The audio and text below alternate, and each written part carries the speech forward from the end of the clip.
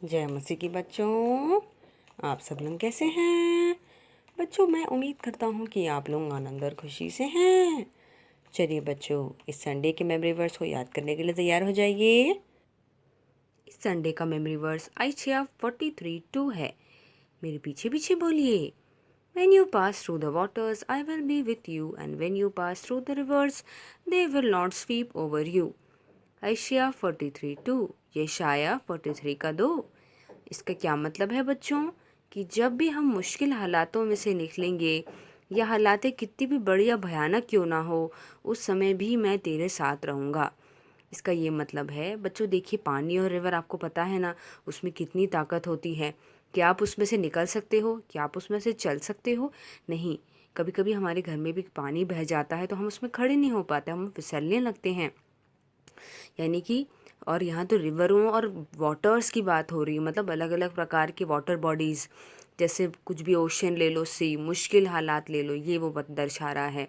तो वो तुम्हारे ऊपर नहीं चढ़ेंगे। हमने देखा है ना बच्चों, नदी में थोड़ा सा भी अगर तनाव बढ़ता है तो उसके वेव्स बन जाते हैं और वो हमारे ऊपर चढ़ के हमें बिल्कुल ख़त्म कर देते हैं करके। हमने जोना की बाइबल घटना में भी ये बात देखी है ना बच्चों। जब वो पानी में चले जाता है तो वैसे ही बच्चों, तो यहाँ यशाया में परमेश्वर हमसे ये बोल रहा है कि हर मुसीबत के हालातों में मैं तुम्हारे साथ रहूँगा। ये परमेश्वर का एक वायदा है बच्चों, इसलिए आप इसको खास करके याद कर रखना। और अपनी मुसीबतों के हालातों में, चाहे वो जितनी बड़ी हो छोटी हो, या फिर अगर आप मैथ्स के क्वेश्चन कर रहे हो, आपसे नहीं बन रहे हो, आपके घर में कोविड के कारण पैसे की कमी हो रही हो, नौकरियाँ नहीं हो, या फिर अगर आपको ऐसा लग रहा हो कि अरे मेरी तबीयत ठीक नहीं है, या फिर आपको ऐसा लग रहा हो अरे परमेश्वर मैं क्या करूँ, मैं बाहर भी नहीं निकल पा रही हूँ या पा रहा हूँ और मुझे बहुत बाहर का खाने की इच्छा हो रही है, ऐसी प्रार्थना भी आप परमेश्वर से कर सकते हैं। तो हर एक की अलग अलग मुश्किलें होती हैं, तो हम उसको परमेश्वर के सामने, परमेश्वर ने उत्तर में क्या दिया है कि सब मुश्किलों में मैं तुम्हारे साथ हूँ करके। तो यहाँ परमेश्वर बोल रहा है कि, इसलिए परमेश्वर ने इतना बड़ा एग्जाम्पल दे दिया कि वाटर्स और नदियों में से भी तुम निकलोगे तो वो तुम्हारे ऊपर नहीं आएंगी। ये साम्स 91 से बहुत मिलता है बच्चों, जो हम इस कोरोना के समय में खूब याद करते हैं। तो बच्चों, आप लोग आइशिया 43:2 को बिल्कुल मत भूलिएगा, अच्छे से याद करिएगा और उसका वीडियो को भेजिएगा, जिससे कि हम सब देख के, टीचर्स देख के खुश हो, अरे वाह हमारे बच्चों को इतना अच्छा बाइबल पाठ अच्छे से याद हो गया, परमेश्वर का एक वायदा। तो बच्चों, आप इसको याद करिएगा, इसके अर्थ को अपने मन में रखिएगा और किसी बात से इस कोरोना के समय नहीं घबराइएगा। हर एक परेशानी को अपने यीशु मसीह परमेश्वर को बोलिएगा, क्योंकि वो आपका ध्यान रखता है। चलिए बच्चों, अब हम नेक्स्ट क्लास में मिलेंगे, तब तक के लिए सबको जय मसीह की। जय मसीह के बच्चों। बच्चों, पिछली क्लास में हमने देखा था कि डैनियल और उसके दोस्तों को अग्नि में डाले जाने के बाद कुछ असर नहीं होता है, और जबकि परमेश्वर एक एंजल या फिर स्वर्गदूत को वहाँ भेज देता है जो उनकी रक्षा कर लेता है और उन्हें कुछ भी, बिल्कुल भी उनका आगे से बाल बांका नहीं होता। फिर राजा उनको बाहर निकालने का आदेश देता है तो पता चलता है कि उन्हें कोई भी शरीर में दिक्कत नहीं है, क्योंकि परमेश्वर ने उनकी रक्षा करी।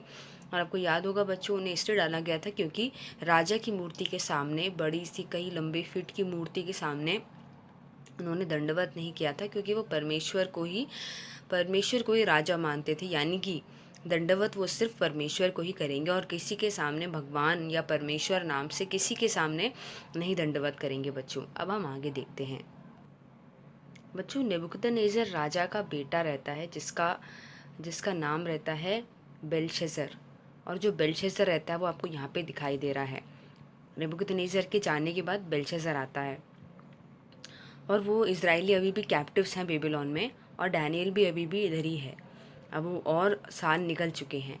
और बच्चों, आपको जैसे इस दृश्य में दिखाई दे रहा है कि यहाँ अलग अलग लोग हैं जो कपों में से कुछ कुछ पी रहे हैं, तो ज़रूर ये दाखरस या मधु है। तो बच्चों, क्या होता है कि बेलशस्सर बोलता है, वो एक पार्टी जैसा मना रहा है और उसने सबको खाने पे बुलाया। उसके जो नोबल्स हैं या उसके नीचे जो काम करने वाले मंत्री हैं, उन सबको उसने खाने पे बुलाया है अपने किंगडम में, और वो लोग दाख मधु पी रहे हैं, दाखरस पे दाख मधु पी रहा है। वो लोग वहाँ पे बिल्कुल बिना होश के वो लोग खूब मस्ती कर रहे हैं, मज़े कर रहे हैं, और उनके हाथ में ये कपों में दाख मधु डाली गई है। फिर बेलशस्सर बोलता है कि जो कप हैं अब वो वाले लेके आओ जो कि जेरूशलेम के टेम्पल में से मेरे पिताजी ने निकलवाए थे, यानी कि वो गोल्ड और सिल्वर के गॉबलेट्स, गॉबलेट्स यानी कि कप, तो उसको बड़े बड़े कपों को लेके आओ, हम उसमें पियेंगे करके। तो ऐसा करके वो बोलता है, फिर उसके दास ऐसा करते हैं और उसमें पिया जाता है जो भी दाक मधु वो पी रहे थे।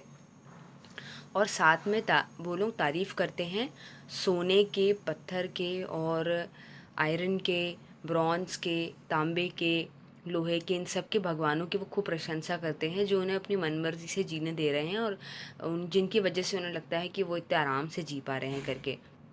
फिर क्या होता है बच्चों, एकदम से उन्हें इसी बीच में इस पार्टी और इस जोश के जश्न के जोश में बच्चों, एकदम से उन्हें दीवार पे एक इंसानी हाथ दिखाई देता है जो बिल्कुल आधा, मतलब उसमें उंगलियां, पांचों उंगलियां सिर्फ दिख रही है और वो दीवार पे कुछ लिख रही है। और उसमें ये लिखा रहता है बच्चों जो आपको दिख रहा है, मेने मेने तेकिल उपारसिन। तो ये चीज़ किसी को समझ में नहीं आती और पहली बार सब लोग बहुत डर जाते हैं कि क्या है, किसका हाथ है ये, क्या लिखा है, क्या चाहता है ये हाथ हमसे करके। सब खूब डर जाते हैं, खास करके राजा बहुत ज़्यादा डर जाता है। उसके पैर आपस में चिपक जाते हैं और उसे बिल्कुल बेहोशी सी आने लगती है। बच्चों वो राजा बहुत परेशान हो जाता है और वो वहाँ उसके राज में रहने वाले जितने भी एस्ट्रोलॉजर्स हैं या फिर जितने भी जादू करने वाले जादूगर हैं या फिर जादू टोना करने वाले हैं, उन सबको वो बोलता है आओ इधर आओ और मुझे बता के दो इसका क्या मतलब है। और अगर तुम इसमें सफल रहे तो मैं तुम्हें एक पर्पल कलर का, वॉयलेट कलर का एक सुंदर सा अंगरखा या रोब पहनाऊंगा और तुम्हें एक बड़ा सा गले में डालने के लिए एक सोने का चेन जैसा दूंगा और तुम्हें पूरे राज्य में, बेबीलोन के राज्य में थर्ड हाईएस्ट, तीसरा सबसे ऊपर वाला एडमिनिस्ट्रेटर का पोस्ट दे दिया जाएगा करके। लेकिन जितने भी सॉर्सरर्स आते हैं, जादू टोना करने वाले, भविष्य देखने वाले, वो ये नहीं बता पाते कि उसका क्या मतलब है। और राजा बहुत परेशान हो जाता है और एकदम से उसकी रानी आती है और उसको बोलती है कि राजा तुम चिंता मत करो, देखो इस राज्य में एक डैनियल नाम का एक व्यक्ति है जिसके अंदर होली स्पिरिट या फिर स्वयं परमेश्वर की ही आत्मा वास करती है। तो तुम क्यों ना उससे पूछो, क्योंकि वो बहुत इससे पहले भी राज्य में उसने बहुत कुछ किया है, हमने सुना है, और उसको बहुत बुद्धि है, वो बहुत कठिन से कठिन रिडल का जवाब दे देता है और परमेश्वर का हाथ है उसके ऊपर करके, ऐसा रानी बताती है। तो तुम उसको जल्द बुलवा भेजो। और ऐसा ही होता है। आपको दिख रहा है बच्चों, एक डैनियल ही खड़ा हुआ है। डैनियल से बोला जाता है कि देखो ये मैंने मैंने जो दीवार पे लिखा हुआ है इसका अर्थ तुम मुझे जल्दी बता दो। और अगर तुम ऐसा कर सकते हो डैनियल, या फिर बेल्तशस्सर उसका नाम रखा था नेबुकदनेस्सर ने, तो तुम बेल्तशस्सर अगर ऐसा कर सकते हो तो हम तुम्हें बिल्कुल एक सुंदर सा अंगरखा पर्पल कलर का और गले में एक सोने की चेन और उसके साथ तुम्हें पूरे राज्य में सबसे ऊंचा ओहदा दे देंगे करके। लेकिन डैनियल बोलता है कि राजा मुझे ये सब नहीं चाहिए, मैं ज़रूर आपको ये ड्रीम का मतलब बता दूंगा और ये चीज़ें आप किसी और को दे सकते हैं करके। तो डैनियल फिर राजा को ड्रीम का मतलब बताता है कि जो शब्द लिखे हैं मैंने तेकिल उपारसिन, हर एक चीज़ का मतलब है। मैंने का मतलब ये है कि परमेश्वर ने तुम्हारे जितने भी राज्य के दिन हैं, तुम्हारे किंगडम या फिर तुम जो राज कर रहे हो बेबीलोन में, उसके दिन को आप उसमें गिनती डालती और अब आप ख़त्म की तरफ आ गए हैं, अंत की तरफ आ गए हैं। ये मैंने का मतलब है। और तेकिल का मतलब है कि तुम्हें तुम्हें मापा गया है, तुले पे मापा गया है और तुम्हें तुम्हें अब ले लिया जाएगा, या अब तुम्हारा समय ख़त्म हो गया है, तुम्हारा तुले पे माप हो गया है, अब तुम्हारा समय ख़त्म हो गया है करके, तुम्हारा राज्य भी ख़त्म होने वाला है और तुम्हारा भी अब खात्मा होने वाला है करके। और उसके बाद फिर जो आखिरी वर्ड है उपारसिन या फिर पेरिस, उसका मतलब ये है कि जो पर्शियंस या जो मिडेस हैं, ये लोग आके अब तुम्हारे ऊपर राज्य कर लेंगे और तुम्हें ले जाएंगे करके, यानी कि तुम्हारा जो बेबीलोन है वो अब उनके हाथ में आ जाएगा। मेडिस और पर्शियन लोग आके अब बेबीलोन के ये पूरे हिस्से को, तुम्हें राजा हटा के, तुम्हारे किंगडम ख़त्म करके, तुम्हारी ज़िंदगी ख़त्म करके अब वो लोग आ जाएंगे और वो यहाँ राज्य करेंगे करके, इसका ये मतलब है। तो अब राजा के लिए तो बहुत झटका देने वाली खबर थी, लेकिन राजा उसको सुनता है। और बच्चों एक बात और रहती है कि डैनियल बोलता है कि देखो राजा, एक और गलत बात है करके, कि आपके जो पिताजी थे, ये देखिए बच्चों पिताजी दिखाई दे रहे हैं कौन, नेबुकदनेस्सर, बेल्शस्सर के। तो आपके पिताजी भी इस तरह से घमंड में चूर हो गए थे। एक दिन वो अपने छत पे गए थे और पूरे राज्य को देखकर बोल रहे थे ये तो सब मैंने बनाया है, ये सब मेरे हाथ का कमाल है, ये सब मैंने किया तभी हो पाया। और राजा ने क्या कर दिया, और परमेश्वर ने क्या कर दिया, राजा के भयानक घमंड को देख के उसे बिल्कुल एक जानवर सरीका बना दिया, क्योंकि उसने अपना पूरा दिमाग खोल लिया और वो जंगलों में चला गया और वहाँ घास से ड्यू पीता था, यानी घास के ऊपर जो पानी की बूंद है वो पीता था, घास खाता है। वो दिख रहा है बच्चों, ये एक राजा की हालत है, नेबूकदनेस्सर की हालत है, और एक पुरानी बात बताई जा रही है। आपने उससे भी नहीं सीखा करके डैनियल के मन ही मन में बात आती है, और वह ऐसा कहता भी है बच्चों। तो ये देखिए बच्चों, घमंड का जो नतीजा है वो अच्छा नहीं होता है करके हम सीखते हैं बच्चों। और देखिए बच्चों, जिस तरह से कहा जाता है, डैनियल को उस ओहदे पे डाल दिया जाता है, उसको नए कपड़े वस्त्र उस समय, और उसका बहुत आदर किया जाता है। हालांकि डैनियल को ये सब नहीं चाहिए रहता, तभी उसको एक बड़ा ओहदा दिया जाता है, उसके गले में सोने की चेन डाली जाती है। यानी कि ये बताने का तरीका है कि डैनियल को हम फिर से एक बार रिकग्नाइज़ करते हैं, या फिर से हम एक बार उसको हम मानते हैं कि वो परमेश्वर की आत्मा से भरा हुआ एक व्यक्ति है, और वो हमारे पूरे किंगडम के लिए एक बहुत हमारे नाज की बात है करिए बच्चों। अब हम इसके आगे के हिस्से को अगली क्लास में देखेंगे बच्चों। हमने जो भी इस घटना में सीखा है आप उसको याद रखिएगा। खास करके हमने जो आज ये मॉरल सीखा, या जो ये नैतिक बात सीखी कि परमेश्वर घमंडियों से नहीं परंतु हम्बल लोगों से या नम्र लोगों से प्रेम करता है।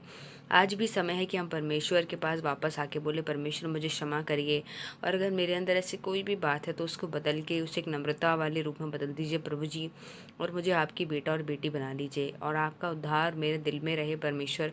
अगर हमने उद्धार नहीं पाया है तो हम ये प्रार्थना कर सकते हैं। और कई बार हम उद्धार पाए हुए होने के बाद भी कई बार हमारे अंदर ये सब चीज़ें रहती है जो हमें छोड़ने की ज़रूरत है, जैसे कभी कभी घमंड। तो ये हम सीख सकते हैं कि परमेश्वर हमारे अंदर से निकालिए, मेरे अंदर से निकालिए, और मुझे आपके समान नम्र और दीन बना दीजिए। चलिए बच्चों, अब हम अगले क्लास में आगे की घटना को सुनेंगे। तब तक के लिए सबको जय मसीह की।